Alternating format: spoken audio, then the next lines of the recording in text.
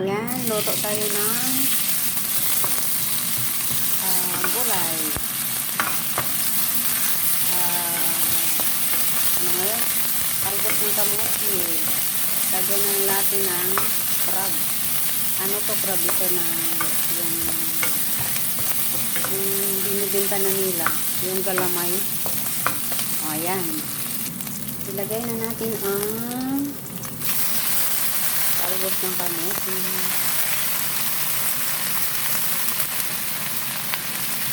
Talagang sinadya kong ramihan para ako din ay kakain.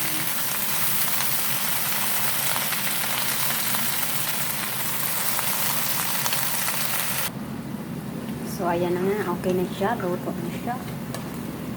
Ayan na siya. Ayan na siya. Konting-konti lang. Naglagyan ko na rin yan ng seasoning. Siyempre, lagyan ka natin ng paminta. Kahit ano na lang, basta may ma-content ba? Simpleng loto. Ayan na siya. Lagyan ko siya ng paminta. Ayan na. Para hindi naman masyadong luto. Bye-bye. Hindi lata ba? Sarap pa ganyan lang. Bye-bye. Salamat sa panonood.